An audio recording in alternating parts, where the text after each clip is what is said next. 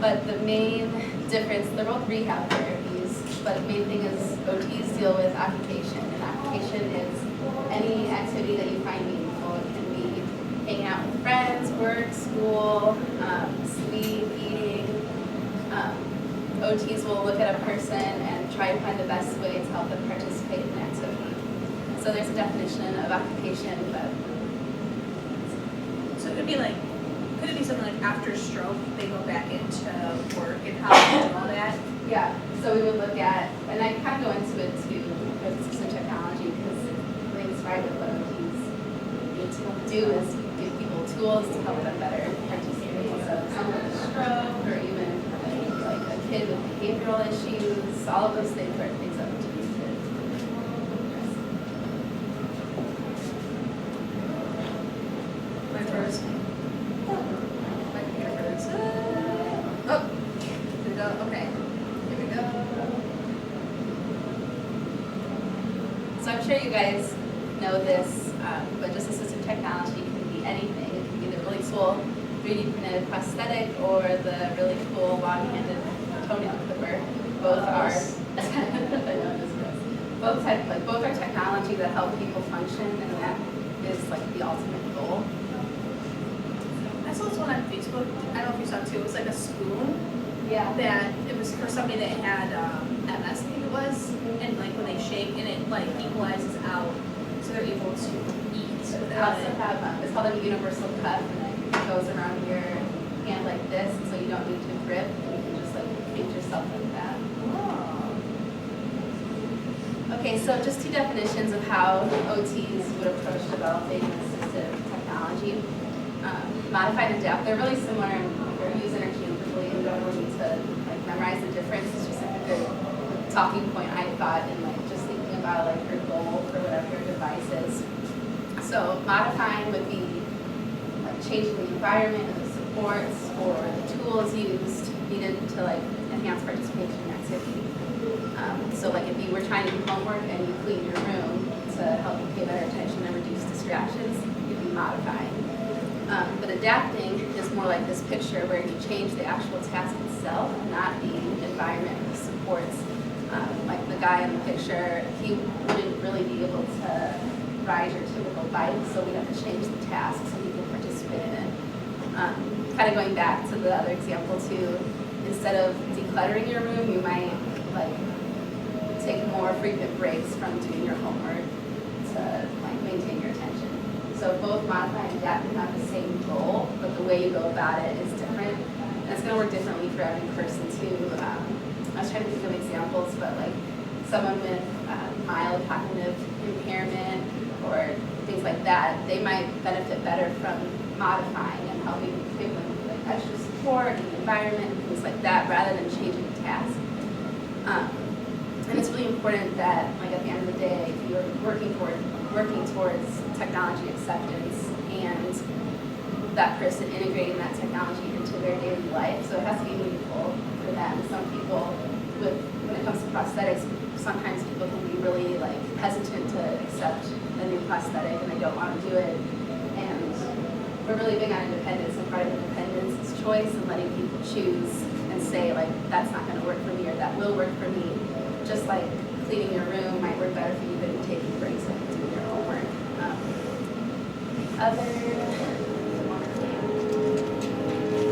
Remember, keeping it individualized, keeping it meaningful. Yeah, that's fine. They'll come to me later. That's so hard to see. Okay, so.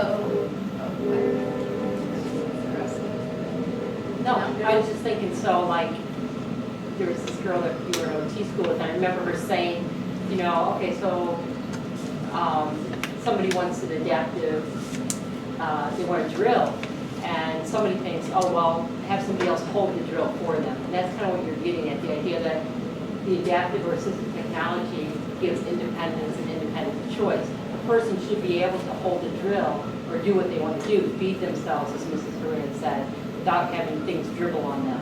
And so that's really the goal of any sort of adaptive technology or 3D prosthetic or anything.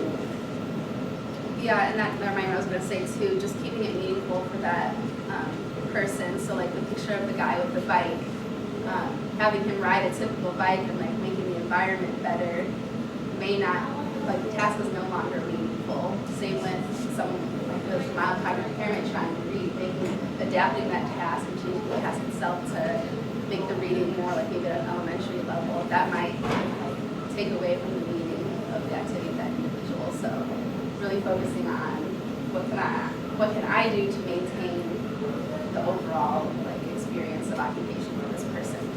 So this slide here is the occupational therapy process. It's pretty much what we do for everything, and then we apply it to assistive technology. Other professions probably have a different process, and this tends to be like a whole group of professionals working on this together. But what an OT does is they first look at the task, and they look at all the skills that someone would need to go into the task, or like to complete that task. Whether that's a physical skill, like physical abilities, or cognitive abilities, social abilities, anything that you need to do that task. Then you look at the person, you look at that person's abilities, their priorities, their needs, and then you merge the two together and you think about, well, how does this person participate in this task? And how can I kind of intervene within the task to help them participate in it? And then from there's the fun part, which I'm sure all of you like, it's just the creating and brainstorming and trial and error and finding what works best, and then if it doesn't work, going back to the beginning and going through the process again. Any questions with that? I feel like it's kind of where we're at right now, like we're figuring out our process and like trying stuff out and seeing if it works and then kind of readapting it. So some of us are creating things with 3D printers, some of us are coding, right? Some of us are creating surveys, right? So it's kind of that.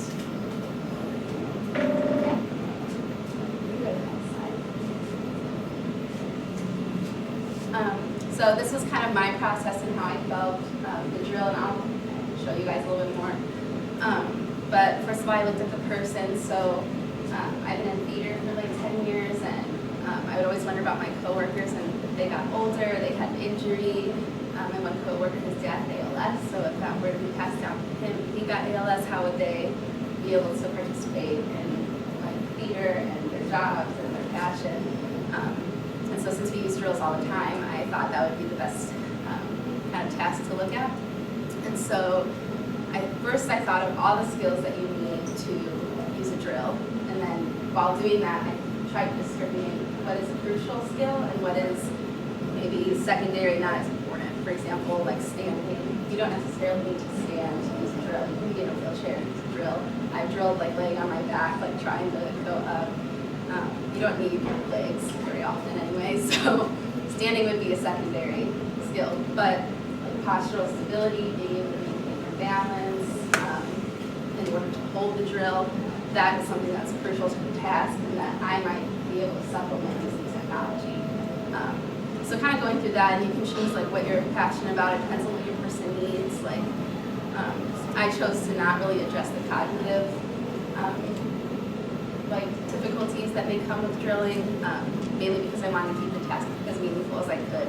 So the skills I chose were looking at like muscular weakness and tightness, mobility, kind of things like that. Just general skills that could maybe fulfill a need for multiple people. So then I came up, I had to do a lot of drafting, and I teamed up with a good friend of mine who's really engineering minded, and I provided the healthcare approach, he provided the physics, and we kind of worked together at all these different ideas. My original idea was to do like a steady cam, like they use for filming, so the cameraman will wrap this device around his waist, and it holds the camera without needing to hold it with his hands, and it keeps the camera steady while it's trying to follow a fast-moving object or person. So I thought that would be good for a drill because it moves in multiple planes, it's still stable, but it's attached at the waist.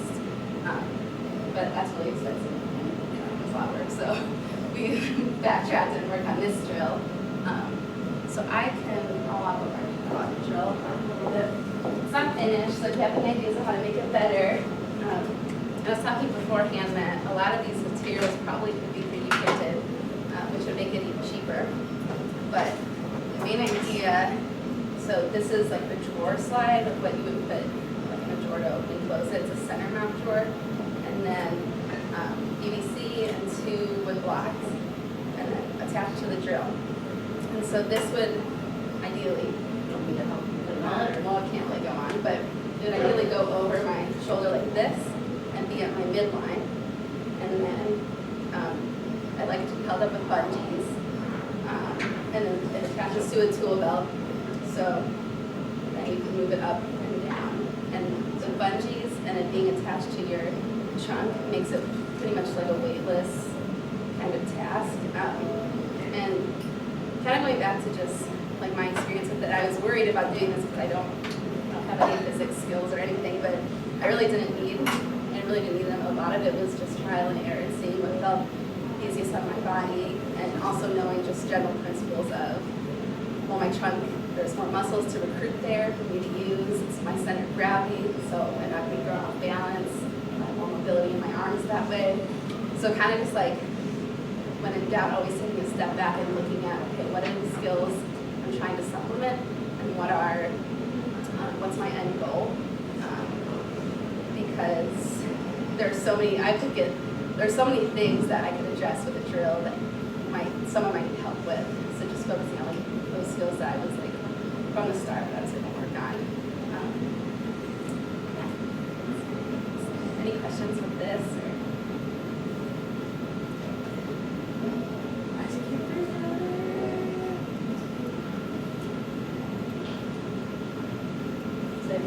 Well, no, I was just thinking it's kind of interesting, this whole concept. This was like the anchor, and we were trying to do it on last night. I mean, this would act just as suspenders, you know, the most obvious thing. I think it's like $4.99, and it clips, and it's able to hold this amount of weight to securely so that it doesn't fall. But she doesn't put it right on. I don't blame her. That also brings me to keeping in mind just like anatomy and physiology too. Like I had to make sure like suspenders would probably be the best because it's not hitting something kind of pressure on my neck. It's not hitting like the bony prominences in my back.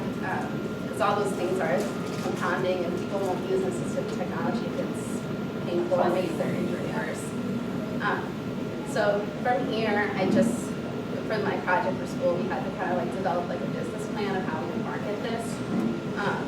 And the main point that I just wanted to talk about here is I think it's really cool with the 3D printing because it makes like making these products much cheaper, and accessibility is like so much more than just being able to physically do something. It's being able to financially and like environmentally and all those things, being able to access things. And I've noticed just like through looking at all these devices, they're so expensive. People make billions off of them, which is great, but it's coming at the cost of leaving like a whole group of people out. They just can't afford it, you know, and that's why they need innovators and people that understand creating this stuff cheaply so that we can get it to those people who need it, you know, and make a small profit. Yeah. Or reasonable. Yeah, my business plan would be pretty even, but those are just some resources at the end there. You can always send out the PowerPoint to them if they want them. I just thought they were all really good. There's one of like prosthetic industry links and kind of all these different resources. See, there were a couple like cool, like just inspirational videos of someone who was an amputee after the Boston Marathon bombing. Something was oh, adaptive driving is a really cool, just like get your minds going about ideas. And then there's like a whole database of assistive tech that if like you had an idea and you want to make sure it wasn't completed yet. You guys don't always see that, but yeah. Like you guys want to use sharp everything and how you would bundle this in that website. Okay, so going back to like the marketing aspect of it, my plan was to mainly, I wanted to make it as accessible and as cheap as possible. It costs like $67 for me to produce all this without like paying for a drill or anything, and like the tool belt I just had. So, but a lot of these, like anyone in their regular shop would have it. So to kind of save on materials and all those things, I figured the instructions to build it and be like a free downloadable PDF, and people can make it at home and have that kind of independence with it. Or they could buy the bundle of the supplies and the instructions that they can put together, like an IKEA thing. Or they could just buy the prefab rig. And then there's also like, you're talking about the option of kind of creating like an online community for people, so they could say like, oh, well, I have this disability and I added this to it and it worked. Or I like did the same concept with a different tool, I put a jigsaw on it, things like that. So it kind of also that security for the fact that someone might see my thing and have their own idea and start their own business. But if we have a community, like that adds another type of accessibility. Just being able to be part of something bigger than yourself, sort of thing. You know, protected from USC, you know, the inventor, but then having private industry, Menards or wherever those pieces are purchased, they do the advertising on that online forum, and that's how you sponsor your design. Right. Keep it accessible to your people. Rigid and Menards, I'm using all of their products to do this, so getting them involved to sponsor is going to be a huge fun slow. So, sorry, it's all over the place. Do you guys have any questions? Anything about occupational therapy? Where you are now. So probably took, this part probably took about like 6 hours, but like the whole drafting part and figuring that out, playing around different materials, I'd say maybe 5 total. And that, a big part of like this time, 5 hours, 5 minutes, no, 5 hours, but a big part of the reason it took so long was just working out those fine kinks. I imagine it would be like maybe 3 hours at max to do it now, knowing how it all came together. You know, in talking about it, I know it's hard to work in groups all the time, but like in OT and med school and most of the healthcare professions, it's all about groups. So talking about your design, reaching out to Andy who knew some engineering aspects that you didn't have, and you know, learning in conversations kind of what they. Well, I just have a question about like your background. So like, did you go to Lockport High School? Providence. Oh, Providence. So Providence, where did you do since Providence? Like, I went to undergrad at St. Mary's College in Indiana and got my degree in psychology and minored in gerontology and biology. it's gerontology. Old people. Study old people. So I was originally a bio major, but then I realized for occupational therapy there's actually a lot more psych requirements for it, and I didn't want to take bio then, so switched. And that neuroscience was important, wanting to go, you know, your ultimate goal is to work with people who have Alzheimer's and doing occupational interventions so that they can have a quality, meaningful life instead of being told, oh, you can't do it, just sit in that chair. Yeah. You know? And I think I went to St. Mary's liberal arts school, and I think having that kind of humanities background was so helpful with healthcare because some of my colleagues at school, they did exercise science, and that was really beneficial for them our first year. But healthcare is so much beyond just like the physical aspect of things. So I really appreciated that from the psych background and even taking like some sociology and things. Did you do an internship at all, or? I did a lot of observation for OT, so a lot of it like at nursing homes, just different clinics. I was a caregiver for visiting angels, just for some extra hours and things. And now I'm in field work, so that's kind of like a training. So then, was that part of field work, or? No, we're taking an assistive technology course, Okay. so this is like our final project.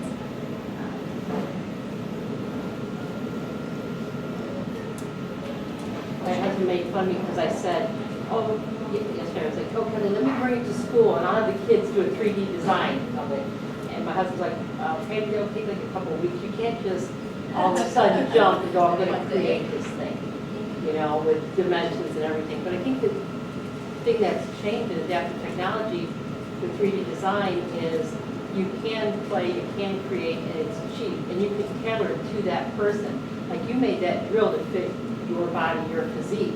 And yet a 3D printer, I can make exactly what that person needs for the dimensions for that moment in time.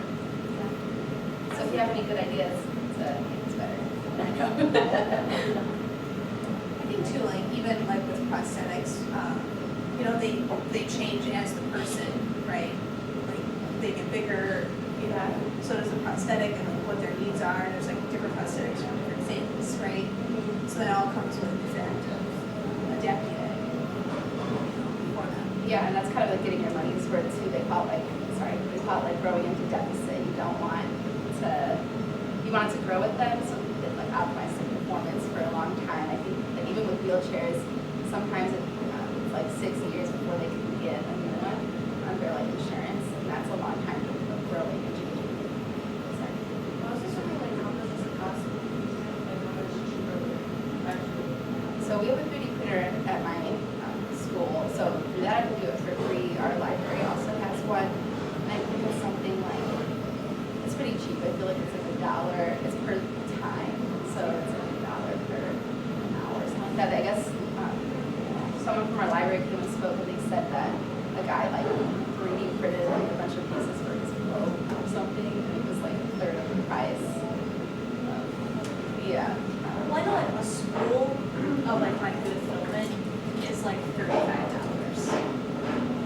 So, you know, and that's like 100 yards of filament, you know. So I think it just depends too on like the shape of it. There was, I don't know if you guys saw this, they did 3D print like an actual life-size boat recently. Yeah. So, Well, like, does it actually have like security? yeah, oh yeah. I just don't get how they secure it. Yeah. Aaron, how do they secure it? I don't get it. Like a boat? Yeah, like, what's it like, a bunch of Lego pieces and then, I mean, I don't get it. No, they like literally, I put 4 3D printed boat. It's literally like, well, it was a giant 3D printer. Is it up there?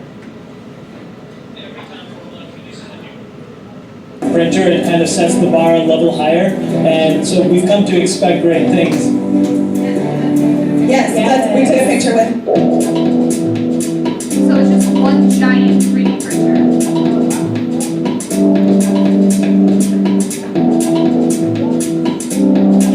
Wow. So let me know how big that is,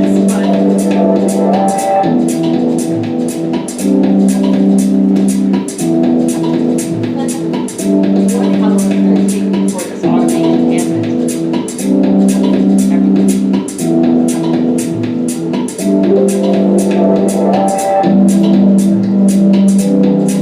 apparently they can't turn on the volume. I don't see that.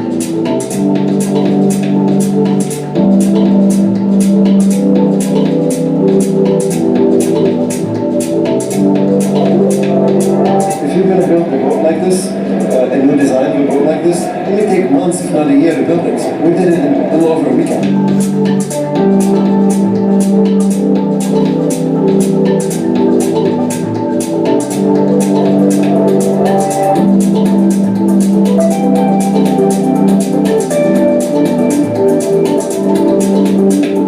I know they've also done 3D printed houses out of concrete.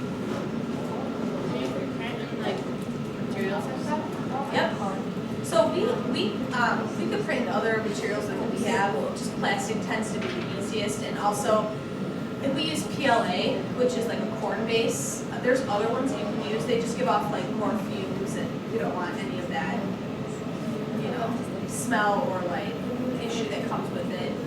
But you can do wood and printed wood. They have like wood and it's glue, and they heat it up, and yeah, there's all kinds of different filaments. Have you heard of like sustainable, like pretty making sustainable things that are biodegradable or things like that? Is that Yeah, actually the PLA we use is biodegradable. Yes, over years. But yeah, they do have other things that you can print too. Our printers are just usually just the plastic, but we could print other things. Like metal. There's a lot of like industry that now that one has 3D prints of metal, so like their engineers can fabricate it instead of having machinists come in because they're super expensive because there's not that many of them. Now they can 3D print it. Because definitely kind of crazy what they can come up with. Do you guys have any other questions about assistive technology or anything? I think it's kind of cool to be in that where you have the ability to help people and like you also get to be creative, which I think is awesome. I was thinking how there's been just such a change. I'm an old fart, so, 20 years ago, we had a kid that was blind that wanted to be a marching band. And people might have said, well, he can't, and yet Lemont found a way, and he had a partner that he marched up with his shoulder. I don't know, Aaron, if you were here when that happened, but I remember. the idea really with OT, a lot of things is there shouldn't be limits. And when my son was in grade school, he had a girl that had stroke in vitro, and she struggled to play, she wanted to play trumpet, but she needed two functioning arms, and she couldn't.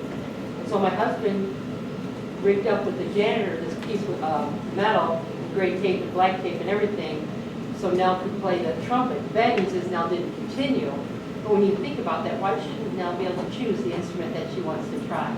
And so there's a whole new market for prosthetics and 3D design and stuff, so I think you guys are pretty dang lucky to be exposed to this. Because when Kathleen was growing up, you didn't really have this, but when you go to medical school and you interview to get accepted to different schools, you do what's called speed dating. You got to talk about your experiences, and you're going to probably talk about this kind of thing.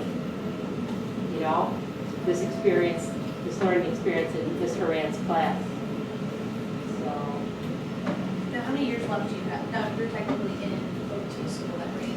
How many years do you have In left? my second year, and I have like a year and a half left, but after the spring, it's all just like paperwork. So classes end in the spring. Did I hear that OT now is a doctor? Like, they don't do masters anymore, it has to be doctoral? They were moving towards that by like 2027, but I think they decided to hold off. Oh, they're gonna go out like And Kathleen, I wanted to introduce you. So this is Kelsey, and Kelsey waved to my daughter over there. And Kelsey was that group, this Kathleen said, that last year when they had rebranded products, looked at a different kind of wheelchair. Remember that, Kathleen? Yeah. And so, if you could get her to do that, it needs big money for her. That whole design of a different kind of wheelchair. Yeah, I went to Guatemala last year and we were like customizing and fitting wheelchairs for people there, and it was really cool to like get a couple really creative ways to like. Some people walk 8 hours just to come. They never had a wheelchair before. And the grandpa had to carry the dad, or carry the boy for years. And they said, you can't go to school anymore because we can't carry him, he's too big. So he had to stop school. And if he didn't get this wheelchair, it was from Johnny and friends at the Guatemala Outreach, he wouldn't be able to go to school. Crazy. Take it for granted in this country. Yeah, they had an older lady and they were pushing her in like a wheelbarrow for years. So just a wheelchair. It's so hard to get them. I know, Jordan, do you remember Jordan Smith?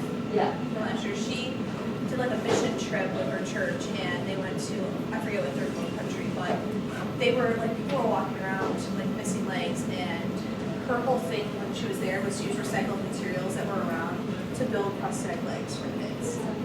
Yeah, so that's what her project was last year, like what materials can be easily used and fit.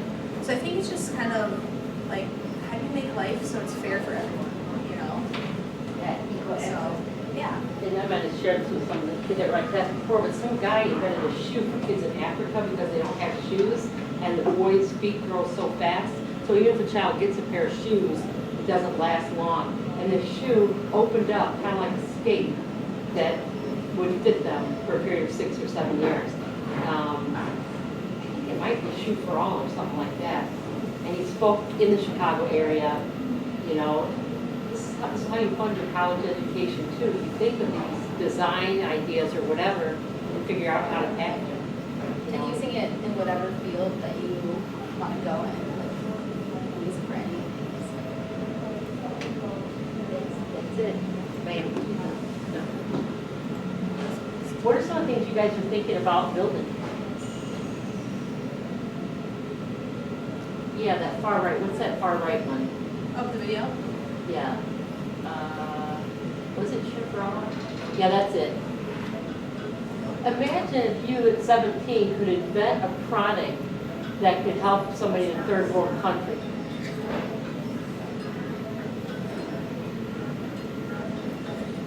I think you got it down to maybe $10 cost a shoe.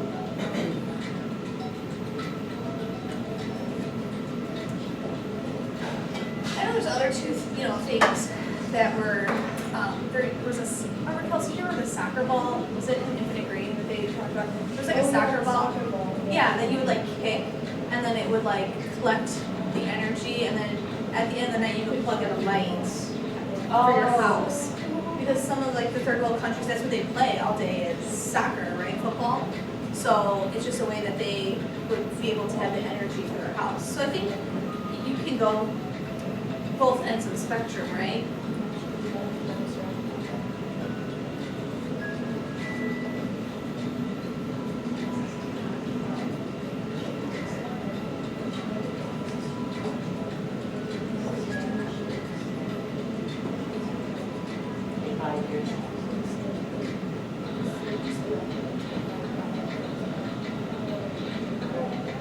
This guy then invented a fundraising site.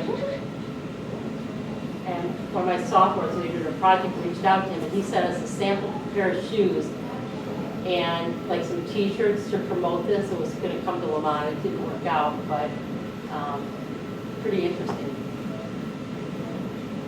I think there's just a lot of things that we take for granted that you don't realize that if it was missing, like, for instance, I broke my foot a couple years ago. I did not realize how much I used that foot and that leg and how it offset my balance and like when my foot acted like my leg atrophy. There was just a lot of things too, and how it changed my gait of my walk because I was trying to walk more on my heel than on my on my toes. So I think until yes, and it just like kept going. So I think there's just a lot of things too like we take for granted that we have, and And then on the flip side of that too, that like how I mentioned like the standing thing, we take it for granted, but then at the same time we don't think that there are other ways to do. Like there's always another alternative.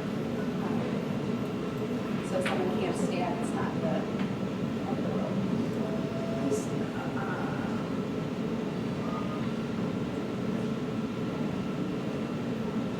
Well, and even Aaron, I remember when you had that surgery, the foot scooter, the invention of that was pure genius. Prior to that, for over hundreds of years, people would walk around with crutches. And yet somebody said, you know what, this is painful and hard for my armpits to deal with these crutches. If I just need a support, they invented that e-scooter. Yeah, or they even have now just a neat crutch where your leg just sits out behind you and it's just like, looks like you have a peg leg, but your knee is just behind you and people walk on that. Or they have just the crutches that are just on the arms now too. What are you guys thinking? Are you doing prosthetics next then, or are you guys? Well, actually the two girls that are doing prosthetics aren't here today. Oh, Go figure. But yeah.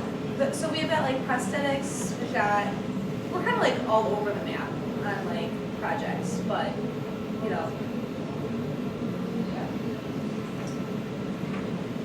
yeah. So basically you just use the energy of it, like, have you seen those flashlights that you just shake back and forth and then like you can turn it on and it works? So they use that kind of technology, put it in a soccer ball, and then at the end of the night, now you can use it to light up your house. So instead of using a fire or having something like that where it's like a little bit more unhealthy to have, let's say this is the actual interview. So you literally just plug it in.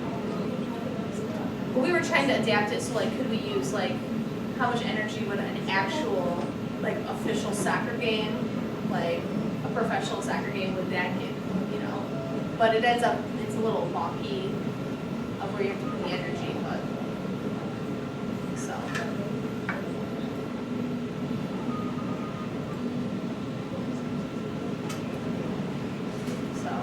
Yeah, it was a good start, we heard about it too. All right, any other questions you guys can think about or have? And I'll share the PowerPoint if that's okay with you. And then, And my contact information is on there, so feel free to email me or text me or whatever. perfect. All right, well, Thank you very much. We really, really appreciate it.